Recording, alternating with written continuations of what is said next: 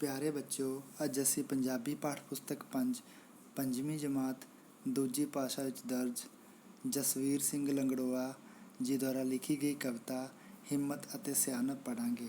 ਬੱਚਿਓ, ਸਭ ਤੋਂ ਪਹਿਲਾਂ ਅਸੀਂ ਕਵਿਤਾ ਨੂੰ ਪੜ੍ਹਾਂਗੇ, ਉਸ ਤੋਂ ਬਾਅਦ ਇਸ ਦੀ ਵਿਆਖਿਆ ਹੋਏਗੀ ਔਰ ਅੰਤ ਵਿੱਚ ਇਸ ਦਾ ਅਭਿਆਸ ਕੰਮ ਵੀ ਹੱਲ ਕਰਾਂਗੇ। ਕੀ ਲਿਖਿਆ ਕਵੀ ਜੀ ਨੇ? ਕਵੀ ਕਹਿੰਦਾ ਹੈ, ਇੱਕ ਵਾਰੀ ਇੱਕ ਕਾਂ ਨੂੰ ਬੱਚਿਓ ਤੇ ਨੇ ਬਹੁਤ ਸਤਾਇਆ, ਪਾਣੀ ਲੱਭਣ ਖਾਤਰ ਉਸਨੇ ਟਿਲਸੀ ਪੂਰਾ ਲਾਇਆ। ਥੱਕਿਆ ਅੰਤ ਆਰਾਮ ਕਰਨ ਲਈ ਇੱਕ ਰੁੱਖ 'ਤੇ ਜਾ ਬੈਠਾ, ਨਜ਼ਰ ਜਦੋਂ ਉਸ ਹੇਠਾਂ ਮਾਰੀ ਘੜਾ ਪਿਆ ਇੱਕ ਡਿੱਠਾ। ਬੇਸਬਰੀ ਨਾਲ ਘੜੇ 'ਤੇ ਬਹਿ ਕੇ ਝਾਕਿਆ ਹੇਠਾਂ ਤਾਣੀ, ਪਾਣੀ ਥੋੜ੍ਹਾ ਦੇਖ ਜਾਪਿਆ ਇਸ ਤੱਕ ਚੁੰਝ ਨਹੀਂ ਜਾਣੀ। ਕਾਂ ਸੀ ਬੱਚਿਓ ਬੜਾ ਸਿਆਣਾ, ਸੋਚਿਆ ਜੁਗਤ ਲੜਾਈਏ, ਕਰਕੇ ਢੰਗ ਕੋਈ ਇਹ ਪਾਣੀ ਉੱਪਰ ਤੱਕ ਲੈ ਆਈਏ। ਸੋਚ ਕੇ ਨਜ਼ਰ ਦੜਾਈ ਉਸ ਕੁਝ ਕੰਕਰ ਨਜ਼ਰੀ ਆਏ, ਬੜੀ ਰੀਝ ਨਾਲ ਇੱਕ ਇੱਕ ਕਰਕੇ ਚੁੱਕ ਉਸ ਘੜੇ 'ਚ ਪਾਏ। ਕੁਝ ਚਿਰ ਪਿੱਛੋਂ ਘੜੇ ਦਾ ਪਾਣੀ ਉੱਪਰ ਤੱਕ ਆ ਚੜ੍ਹਿਆ, ਕਾਂ ਨੇ ਰੱਜ ਕੇ ਪਾਣੀ ਪੀਤਾ, ਰਸਤਾ ਆਪਣਾ ਫੜਿਆ। ਬੱਚਿਓ, ਇਸ ਤੋਂ ਮਿਲਦੀ ਸਿੱਖਿਆ, ਢੇਰੀ ਕਦੇ ਨਾ ਢਾਈਏ, ਹਿੰਮਤ ਅਤੇ ਸਿਆਣਪ ਦੇ ਨਾਲ ਮੰਜ਼ਿਲ ਆਪਣੀ ਪਾਈਏ। ਤਾਂ ਬਹੁਤ ਸੋਹਣੀ ਕਵਿਤਾ ਹੈ। ਕਵਿਤਾ ਦੇ ਰੂਪ ਵਿੱਚ ਕਵੀ ਨੇ ਕੀ ਕਹਾਣੀ ਲਿਖੀ ਹੈ। ਇਸ ਤਰ੍ਹਾਂ ਦੀ ਕਵਿਤਾ ਨੂੰ ਅਸੀਂ ਕਾਵ ਕਹਾਣੀ ਵੀ ਕਹਿੰਦੇ ਹਾਂ। ਕਵੀ ਕੀ ਕਹਿੰਦਾ ਹੈ? ਇੱਕ ਵਾਰੀ ਇੱਕ ਕਾਂ ਨੂੰ ਬੱਚਿਓ ਤੇ ਨੇ ਬਹੁਤ ਸਤਾਇਆ। ਤੇ ਦਾ ਮਤਲਬ ਕੀ ਹੈ? ਪਿਆਸ। ਤਾਂ ਕੀ ਕਹਿੰਦਾ ਕਵੀ? ਕੀ ਕਹਿੰਦਾ ਕਿ ਇੱਕ ਵਾਰੀ ਇੱਕ ਕਾਂ ਸੀ, ਉਸਨੂੰ ਕੀ ਹੈ? ਤੇ ਨੇ ਪਿਆਸ ਨੇ ਬਹੁਤ ਸਤਾਇਆ, ਤੰਗ ਕੀਤਾ। ਜਦੋਂ ਸਾਨੂੰ ਪਿਆਸ ਲੱਗ ਜਾਂਦੀ ਹੈ, ਅਸੀਂ ਇੱਧਰ ਉੱਧਰ ਪਾਣੀ ਭਾਲਦੇ ਹਾਂ, ਲੱਭਦੇ ਹਾਂ। ਤਾਂ ਉਹ ਕਾਂ ਨੂੰ ਵੀ ਬਹੁਤ ਪਿਆਸ ਲੱਗੀ ਸੀ, ਅਤੇ ਉਹ ਕੀ ਹੈ? ਇੱਧਰ ਉੱਧਰ ਪਾਣੀ ਲੱਭ ਰਿਹਾ ਸੀ, ਭਾਲ ਰਿਹਾ ਸੀ। ਪਾਣੀ ਲੱਭਣ ਖਾਤਰ ਉਸਨੇ ਟਿਲਸੀ ਪੂਰਾ ਲਾਇਆ। ਟਿਲ ਦਾ ਮਤਲਬ ਹੈ ਜ਼ੋਰ ਲਾਉਣਾ, ਪੂਰਾ ਜ਼ੋਰ ਲਾਉਣਾ। ਕਹਿੰਦੇ ਕਿ ਪਾਣੀ ਲੱਭਣ ਦੀ ਖਾਤਰ ਉਸਨੇ ਪੂਰਾ ਜ਼ੋਰ ਲਾਇਆ, ਇੱਧਰ ਉੱਧਰ ਗਿਆ ਪਾਣੀ ਲੱਭਣ ਲਈ। ਥੱਕਿਆ ਅੰਤ ਆਰਾਮ ਕਰਨ ਲਈ ਇੱਕ ਰੁੱਖ 'ਤੇ ਜਾ ਬੈਠਾ। ਕਹਿੰਦੇ ਕਿ ਉਹਨੂੰ ਪਿਆਸ ਲੱਗੀ ਸੀ, ਉਹ ਪਾਣੀ ਦੀ ਭਾਲ ਵਿੱਚ ਇੱਧਰ ਉੱਧਰ ਘੁੰਮ ਰਿਹਾ ਸੀ, ਉਹਨੂੰ ਕਿਤੇ ਵੀ ਪਾਣੀ ਨਹੀਂ ਮਿਲਿਆ। ਉਹ ਅੰਤ ਵਿੱਚ ਕੀ ਕੀਤਾ? ਉਹ ਥੱਕ ਗਿਆ। ਥੱਕ ਹਾਰ ਕੇ ਉਹ ਕੀ ਹੈ? ਕਿੱਥੇ ਆਰਾਮ ਕਰਨ ਲਈ ਬੈਠ ਗਿਆ? ਇੱਕ ਰੁੱਖ 'ਤੇ ਜਾ ਬੈਠਾ। ਠੀਕ ਹੈ ਜੀ। ਉਹ ਇੱਕ ਰੁੱਖ ਦੇ ਉੱਪਰ ਜਾ ਕੇ ਆਰਾਮ ਕਰਨ ਲਈ ਬੈਠ ਗਿਆ। ਨਜ਼ਰ ਜਦੋਂ ਉਸ ਹੇਠਾਂ ਮਾਰੀ ਘੜਾ ਪਿਆ ਇੱਕ ਡਿੱਠਾ। ਜਦੋਂ ਰੁੱਖ 'ਤੇ ਬੈਠਾ ਸੀ, ਉਸਨੇ ਜਦ ਹੇਠਾਂ ਨਜ਼ਰ ਮਾਰੀ, ਰੁੱਖ ਦੇ ਹੇਠਾਂ ਨੂੰ ਨਜ਼ਰ ਮਾਰੀ, ਤਾਂ ਉਸਨੇ ਕੀ ਦੇਖਿਆ? ਘੜਾ ਪਿਆ ਇੱਕ ਡਿੱਠਾ। ਡਿੱਠਾ ਦਾ ਮਤਲਬ ਦੇਖਣਾ। ਤਾਂ ਉਸਨੂੰ ਕੀ ਹੈ? ਇੱਕ ਘੜਾ ਮਿਲਿਆ, ਮਟਕਾ ਮਿਲਿਆ। ਬੇਸਬਰੀ ਨਾਲ ਘੜੇ 'ਤੇ ਬਹਿ ਕੇ ਝਾਕਿਆ ਹੇਠਾਂ ਤਾਣੀ। ਕਹਿੰਦੇ ਕਿ ਬੇਸਬਰੀ ਨਾਲ ਫਟਾਫਟ, ਜਦ ਦੇਖੋ ਸਾਨੂੰ ਪਿਆਸ ਲੱਗਦੀ ਹੈ, ਸਾਡੇ ਸਾਹਮਣੇ ਜੋ ਵੀ ਗਲਾਸ ਪਾਣੀ ਦਾ ਆ ਜਾਂਦਾ ਹੈ, ਆਪਾਂ ਫਟਾਫਟ ਕਰਕੇ ਜੋ ਹੈ ਉਹਨੂੰ ਪੀਣ ਲੱਗ ਪੈਂਦੇ ਹਾਂ ਕਿ ਕਿਸ ਵੇਲੇ ਸਾਡੇ ਮੂੰਹ ਵਿੱਚ ਪਾਣੀ ਪੈ ਜਾਏ। ਤਾਂ ਦੇਖੋ, ਉਹ ਵੀ ਜੋ ਕਾਂ, ਜੋ ਪਿਆਸ ਬਹੁਤ ਲੱਗੀ ਸੀ ਉਸਨੂੰ, ਇੱਧਰ ਉੱਧਰ ਗਿਆ, ਥੱਕ ਗਿਆ, ਆਖਰ ਆ ਕੇ ਅੰਤ ਵਿੱਚ ਉਹ ਰੁੱਖ 'ਤੇ ਬੈਠ ਗਿਆ। ਅਤੇ ਜਦ ਉਸਨੇ ਹੇਠਾਂ ਦੇਖਿਆ ਰੁੱਖ ਤੋਂ, ਤਾਂ ਉਸਨੂੰ ਇੱਕ ਘੜਾ ਮਿਲ ਗਿਆ। ਬੇਸਬਰੀ ਨਾਲ ਘੜੇ 'ਤੇ ਬਹਿ ਕੇ ਉਹ ਫਟਾਫਟ ਉਹ ਘੜੇ ਉੱਪਰ ਬੈਠ ਗਿਆ ਜਾ ਕੇ। ਝਾਕਿਆ ਹੇਠਾਂ ਤਾਣੀ। ਝਾਕਣਾ ਦਾ ਮਤਲਬ ਦੇਖਣਾ। ਤਾਂ ਉਸਨੇ ਹੇਠਾਂ ਤਾਣੀ, ਹੇਠਾਂ ਤੁਹਾਨੂੰ ਪਤਾ ਹੈ ਨੀਚੇ, ਤਾਣੀ ਤੀਕ, ਤਾਈ। ਤਾਂ ਕੀ ਕਹਿੰਦੇ? ਉਸਨੇ ਫਟਾਫਟ ਘੜੇ ਦੇ ਵਿੱਚ ਹੇਠਾਂ ਤਾਣੀ ਦੇਖਿਆ। ਪਾਣੀ ਥੋੜ੍ਹਾ ਦੇਖ ਜਾਪਿਆ ਇਸ ਤੱਕ ਚੁੰਝ ਨਹੀਂ ਜਾਣੀ। ਜਦ ਕਾਂ ਨੇ ਦੇਖਿਆ ਹੇਠਾਂ ਤਾਣੀ, ਘੜੇ ਵਿੱਚ ਝਾਕਿਆ, ਦੇਖਿਆ, ਤਾਂ ਉਸਨੇ ਦੇਖਿਆ ਕਿ ਪਾਣੀ ਤਾਂ ਬਹੁਤ ਥੋੜ੍ਹਾ ਹੈ। ਉਹ ਸੋਚਣ ਲੱਗ ਪਿਆ, ਉਸਨੂੰ ਪਤਾ ਲੱਗ ਗਿਆ ਇਸ ਤੱਕ ਚੁੰਝ ਨਹੀਂ ਜਾਣੀ। ਉਸਨੇ ਸੋਚ ਲਿਆ ਕਿ ਇਸ ਤੱਕ ਤਾਂ ਚੁੰਝ ਨਹੀਂ ਪਹੁੰਚਣੀ। ਇਸ ਪਾਣੀ, ਜੋ ਪਾਣੀ ਹੈ ਬਹੁਤ ਘੱਟ ਹੈ, ਇਸ ਤੱਕ ਚੁੰਝ ਨਹੀਂ ਜਾਣੀ। ਕਾਂ ਸੀ ਬੱਚਿਓ ਬੜਾ ਸਿਆਣਾ, ਸੋਚਿਆ ਜੁਗਤ ਲੜਾਈਏ। ਜੁਗਤ ਦਾ ਮਤਲਬ ਹੁੰਦਾ ਹੈ ਢੰਗ, ਤਰਕੀਬ, ਕੋਈ ਤਰੀਕਾ। ਕਹਿੰਦੇ ਕਿ ਬੱਚਿਓ ਕਾਂ ਬਹੁਤ ਸਿਆਣਾ ਸੀ, ਸਮਝਦਾਰ ਸੀ। ਉਸਨੇ ਸੋਚਿਆ ਕਿ ਕੋਈ ਜੁਗਤ, ਕੋਈ ਤਰੀਕਾ, ਕੋਈ ਢੰਗ ਲੱਭਣਾ ਹੀ ਪੈਣਾ। ਕਰਕੇ ਢੰਗ ਕੋਈ ਇਹ ਪਾਣੀ ਉੱਪਰ ਤੱਕ ਲੈ ਆਈ। ਉਹ ਸੋਚਣ ਲੱਗ ਪਿਆ ਕੋਈ ਇਹੋ ਜਿਹਾ ਤਰੀਕਾ ਲੱਭਾਂ, ਕੋਈ ਢੰਗ ਲੱਭਾਂ ਕਿ ਜਿਹੜਾ ਇਹ ਪਾਣੀ ਹੈ, ਘੜੇ 'ਚ ਜੋ ਪਾਣੀ ਹੈ ਬਹੁਤ ਘੱਟ ਹੈ, ਉਹ ਉੱਪਰ ਆ ਜਾਵੇ। ਸੋਚ ਕੇ ਨਜ਼ਰ ਦੜਾਈ ਉਸ ਕੁਝ ਕੰਕਰ ਨਜ਼ਰੀ ਆਏ। ਉਹ ਸੋਚਣ ਲੱਗ ਪਿਆ ਔਰ ਇੱਧਰ ਉੱਧਰ ਦੇਖਣ ਲੱਗ ਪਿਆ ਔਰ ਉਸਨੂੰ ਕੀ ਹੈ, ਕੁਝ ਕੰਕਰ, ਉਹ ਜੋ ਹੈ ਛੋਟੇ ਛੋਟੇ ਜੋ ਪੱਥਰ ਹੁੰਦੇ ਉਹਨੂੰ ਅਸੀਂ ਕਹਿੰਦੇ ਹਾਂ ਕੰਕਰ। ਤੇ ਕਹਿੰਦੇ ਕਿ ਕੁਝ ਕੰਕਰ ਨਜ਼ਰੀ ਆਏ, ਉਸਨੂੰ ਕੁਝ ਕੰਕਰ ਦਿਖਾਈ ਦਿੱਤੇ।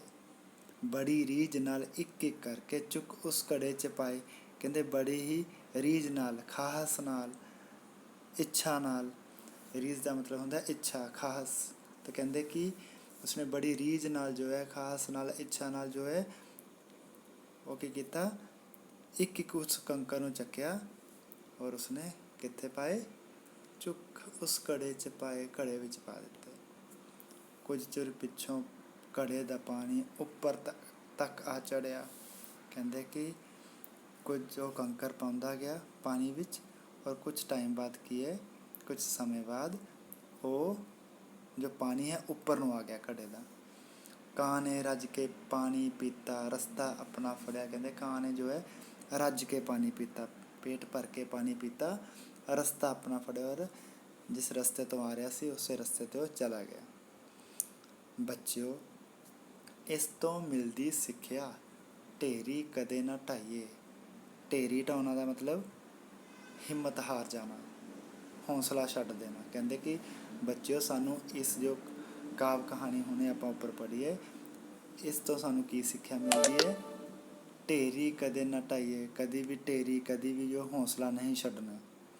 ਹਿੰਮਤ ਅਤੇ ਸਿਆਣਪ ਦੇ ਨਾਲ ਮੰਜ਼ਿਲ ਆਪਣੀ ਪਾਈਏ। ਕਹਿੰਦੇ ਅਸੀਂ ਜੇ ਆਪਣੀ ਮੰਜ਼ਿਲ ਪਾਉਣਾ ਚਾਹੁੰਦੇ ਹਾਂ ਤਾਂ ਸਾਨੂੰ ਹਿੰਮਤ ਰੱਖਣੀ ਪਊਗੀ, ਸਿਆਣਪ ਨਾਲ ਆਪਣਾ ਥੋੜ੍ਹਾ ਜਿਹਾ ਦਿਮਾਗ ਦੀ ਵਰਤੋਂ ਕਰਨੀ ਪਵੇਗੀ ਅਤੇ ਫਿਰ ਹੀ ਅਸੀਂ ਜੋ ਹੈ ਆਪਣੀ ਮੰਜ਼ਿਲ ਪਾ ਸਕਦੇ ਹਾਂ। ਠੀਕ ਹੈ ਜੀ, ਬਹੁਤ ਸੋਹਣੀ ਕਹਾਣੀ ਸੀ। ਕਹਾਣੀ ਕਾਵ ਕਹਾਣੀ ਹੈ, ਤੁਹਾਨੂੰ ਪਹਿਲਾਂ ਦੱਸਿਆ ਕਵਿਤਾ ਦੇ ਰੂਪ ਵਿੱਚ ਜੋ ਹੈ ਇਹ ਕਹਾਣੀ ਲਿਖੀ ਗਈ ਹੈ। ਇਸ ਦਾ ਕੀ ਹੈ ਅੱਗੇ ਅਸੀਂ ਇਸ ਦਾ ਅਭਿਆਸ ਕੰਮ ਹੈ। ਕੀ ਲਿਖਿਆ ਪਹਿਲਾਂ ਦੇਖੋ, ਸਭ ਤੋਂ ਔਖੇ ਸ਼ਬਦਾਂ ਦੇ ਅਰਥ। ਤੇ ਦਾ ਮਤਲਬ ਕੀ ਹੈ, ਪਿਆਸ। ਟਿੱਲ ਲਾਉਣਾ, ਪੂਰਾ ਜ਼ੋਰ ਲਾਉਣਾ। ਤਾਣੀ ਦਾ ਮਤਲਬ ਕੀ ਹੈ, ਤੀਕ, ਤਾਈ। ਰੀਝ ਇੱਛਾ, ਖਾਹਸ, ਸੱਦਰ। ਢੇਰੀ ਢਾਉਣੀ, ਹਿੰਮਤ ਹਾਰਨੀ, ਹੌਸਲਾ ਛੱਡਣਾ। ਮੰਜ਼ਿਲ, ਨਿਸ਼ਾਨਾ, ਮੰਤਵ। ਸਤਾਇਆ, ਤੰਗ ਕੀਤਾ, ਦੁਖੀ ਕੀਤਾ। ਡਿੱਠਾ, ਦੇਖਿਆ, ਤੱਕਿਆ। ਜੁਗਤ ਦਾ ਮਤਲਬ ਕੀ ਹੈ, ਢੰਗ, ਤਰਕੀਬ, ਕੋਈ ਤਰੀਕਾ। ਅੱਗੇ ਖਾਲੀ ਸਥਾਨ ਭਰੋ। ਖਾਲੀ ਸਥਾਨ ਵਿੱਚ ਕੀ ਹੈ, ਨਜ਼ਰ ਜਦੋਂ ਉਸ ਹੇਠਾਂ ਮਾਰੀ, ਖਾਲੀ ਸਥਾਨ, ਪਿਆ ਇੱਕ ਡਿੱਠਾ, ਤਾਂ ਕੀ ਆ ਜਾਊਗਾ, ਘੜਾ। ਨਜ਼ਰ ਜਦੋਂ ਉਸ ਹੇਠਾਂ ਮਾਰੀ, ਘੜਾ ਪਿਆ ਇੱਕ ਡਿੱਠਾ। ਅੱਗੇ ਦੂਸਰੇ ਵਿੱਚ ਕੀ ਲਿਖਿਆ, ਕਾਂ ਸੀ ਬੱਚਿਓ ਬੜਾ ਸਿਆਣਾ, ਸੋਚਿਆ, ਹਾਂਜੀ, ਜੁਗਤ, ਸੋਚਿਆ ਜੁਗਤ ਲੜਾਈਏ। ਜੁਗਤ ਤੁਹਾਨੂੰ ਪਹਿਲਾਂ ਦੱਸਿਆ, ਤਰੀਕਾ, ਕੋਈ ਢੰਗ। ਅੱਗੇ ਤੀਸਰਾ ਲਿਖਿਆ, ਕਾਂ ਨੇ ਰੱਜ ਕੇ ਪਾਣੀ ਪੀਤਾ, ਤਾਂ ਖਾਲੀ ਸਥਾਨ ਵਿੱਚ ਕੀ ਆ ਜਾਊਗਾ, ਪਾਣੀ। ਹਿੰਮਤ ਅਤੇ ਸਿਆਣਪ ਦੇ ਨਾਲ ਮੰਜ਼ਿਲ ਆਪਣੀ ਪਾਈਏ, ਹੈ ਨਾ, ਤਾਂ ਇਸ ਵਿੱਚ ਆ ਜਾਊਗਾ ਸਿਆਣਪ। ਅੱਗੇ ਪ੍ਰਸ਼ਨ ਉੱਤਰ ਵਿੱਚ ਪਹਿਲਾ ਪ੍ਰਸ਼ਨ ਕੀ ਹੈ, ਕਾਂ ਨੂੰ ਕਿਸ ਨੇ ਸਤਾਇਆ ਸੀ। ਕਿਸੇ ਹੋਰ ਨੇ ਨਹੀਂ ਸਤਾਇਆ ਸੀ, ਉਸਨੇ ਪਿਆਸ ਨੇ ਸਤਾਇਆ ਸੀ, ਉਹਨੂੰ ਪਿਆਸ ਬਹੁਤ ਲੱਗੀ ਸੀ। ਅਤੇ ਅਸੀਂ ਉੱਤਰ ਵਿੱਚ ਕੀ ਲਿਖਾਂਗੇ, ਕਾਂ ਨੂੰ ਪਿਆਸ ਨੇ ਬਹੁਤ ਸਤਾਇਆ ਸੀ। ਅਗਲਾ ਪ੍ਰਸ਼ਨ ਹੈ, ਥੱਕ ਕੇ ਕਾਂ ਕਿੱਥੇ ਜਾ ਕੇ ਬੈਠਿਆ, ਤਾਂ ਉੱਤਰ ਆ ਜਾਊਗਾ, ਥੱਕ ਕੇ ਕਾਂ ਇੱਕ ਰੁੱਖ 'ਤੇ ਜਾ ਕੇ ਬੈਠਿਆ, ਜਾਂ ਰੁੱਖ 'ਤੇ ਜਾ ਬੈਠਿਆ। ਠੀਕ ਹੈ ਜੀ। ਅਗਲਾ ਪ੍ਰਸ਼ਨ ਹੈ, ਘੜੇ ਦਾ ਪਾਣੀ ਉੱਪਰ ਤੱਕ ਲਿਆਉਣ ਲਈ ਕਾਂ ਨੇ ਕਿਹੜੀ ਯੁਕਤ ਵਰਤੀ। ਕਿਹੜਾ ਤਰੀਕਾ ਵਰਤਿਆ, ਕੀ ਵਰਤਿਆ ਸੀ, ਘੜੇ ਦਾ ਪਾਣੀ ਉੱਪਰ, ਕੀ ਲਿਖਾਂਗੇ ਅਸੀਂ, ਘੜੇ ਦਾ ਪਾਣੀ ਉੱਪਰ ਤੱਕ ਲਿਆਉਣ ਲਈ ਕਾਂ ਨੇ ਘੜੇ ਵਿੱਚ ਕੰਕਰ ਪਾਉਣੇ ਸ਼ੁਰੂ ਕਰ ਦਿੱਤੇ। ਕੰਕਰ ਪਾਏ ਸੀ, ਪਾਣੀ ਉੱਪਰ ਆ ਗਿਆ, ਉਸਨੇ ਫਿਰ ਰੱਜ ਕੇ ਪਾਣੀ ਪੀਤਾ ਸੀ, ਤਾਂ ਕੀ ਲਿਖਾਂਗੇ ਅਸੀਂ, ਕੰਕਰ ਪਾਉਣੇ ਸ਼ੁਰੂ ਕਰ ਦਿੱਤੇ। ਹਿੰਮਤ ਅਤੇ ਸਿਆਣਪ, ਕਾਵ ਕਹਾਣੀ ਤੋਂ ਸਾਨੂੰ ਕੀ ਸਿੱਖਿਆ ਮਿਲਦੀ। ਦੇਖੋ ਇੱਥੇ ਲਿਖਿਆ ਨਾ, ਕਾਵ ਕਹਾਣੀ, ਕਵਿਤਾ ਦੇ ਰੂਪ ਵਿੱਚ ਜੋ ਕਹਾਣੀ ਲਿਖੀ ਗਈ ਹੋਵੇ, ਕਹਾਣੀ ਦੇ ਰੂਪ ਵਿੱਚ ਜੋ ਕਵਿਤਾ ਲਿਖੀ ਗਈ ਹੋਵੇ, ਉਸਨੂੰ ਅਸੀਂ ਕੀ ਕਹਿੰਦੇ ਹਾਂ, ਕਾਵ ਕਹਾਣੀ। ਅਤੇ ਕਹਿੰਦੇ ਕਿ ਉਸ ਤੋਂ ਸਾਨੂੰ ਕੀ ਸਿੱਖਿਆ ਮਿਲਦੀ ਹੈ, ਹਿੰਮਤ ਅਤੇ ਸਿਆਣਪ। ਕਾਵ ਕਹਾਣੀ ਤੋਂ ਸਾਨੂੰ ਮੁਸੀਬਤ ਸਮੇਂ ਹੌਸਲਾ ਛੱਡੇ ਬਿਨਾਂ ਹਿੰਮਤ ਅਤੇ ਸਿਆਣਪ ਤੋਂ ਕੰਮ ਲੈਣ ਦੀ ਸਿੱਖਿਆ ਮਿਲਦੀ ਹੈ। ਕਹਿੰਦੇ ਕਿ ਕੋਈ ਵੀ ਮੁਸੀਬਤ ਆ ਜਾਂਦੀ ਹੈ ਤਾਂ ਹੌਸਲਾ ਨਹੀਂ ਛੱਡਣਾ ਔਰ ਆਪਣੀ ਹਿੰਮਤ ਅਤੇ ਸਿਆਣਪ ਤੋਂ ਕੰਮ ਲੈਣਾ ਚਾਹੀਦਾ ਹਮੇਸ਼ਾ ਜਦ ਵੀ ਕੋਈ ਮੁਸੀਬਤ ਆਉਂਦੀ ਹੈ।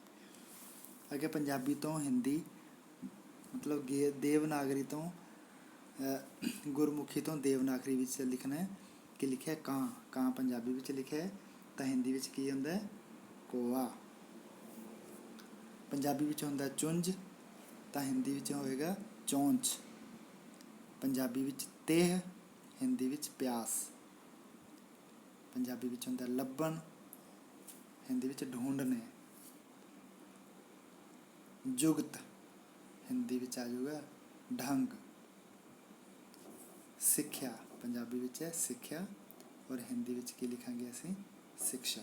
ਇਹ ਸੀ ਸਾਡੀ ਕਹਾਣੀ, ਇਹ ਸੀ ਸਾਡੀ ਕਵਿਤਾ। ਕਵਿਤਾ ਦਾ ਨਾਮ ਸੀ ਹਿੰਮਤ ਅਤੇ ਸਿਆਣਪ। ਸਾਨੂੰ ਵੀ ਚਾਹੀਦਾ ਹੈ ਇਸ ਕਵਿਤਾ ਤੋਂ ਸਿੱਖਿਆ ਲੈਂਦੇ ਹੋਏ ਜਦ ਵੀ ਕਦੇ ਆਪਾਂ ਕਿਸੇ ਮੁਸੀਬਤ ਵਿੱਚ ਫਸ ਜਾਈਏ ਤਾਂ ਹੌਸਲਾ ਨਹੀਂ ਛੱਡਣਾ। ਹੌਸਲਾ ਛੱਡੇ ਬਿਨਾਂ ਅਸੀਂ ਆਪਣੇ ਸਿਆਣਪ ਤੋਂ ਔਰ ਹਿੰਮਤ ਨਾਲ ਉਸ ਜੋ ਮੁਸੀਬਤ ਦਾ ਸਾਹਮਣਾ ਕਰਨਾ ਔਰ ਉਹ ਜੋ ਮੁਸੀਬਤ ਤੋਂ ਅਸੀਂ ਬਾਹਰ ਨਿਕਲਣਾ। ਜੇ ਅਸੀਂ ਆਪਣਾ ਹੌਸਲਾ ਨਾ ਛੱਡਾਂਗੇ ਔਰ ਆਪਣੀ ਸਿਆਣਪ ਨਾਲ ਕੰਮ ਲਵਾਂਗੇ ਤਾਂ ਅਸੀਂ ਉਸ ਮੁਸੀਬਤ 'ਚੋਂ ਪੱਕਾ ਹੀ ਆਰਾਮ ਨਾਲ ਬਾਹਰ ਆ ਜਾਵਾਂਗੇ। ਧੰਨਵਾਦ।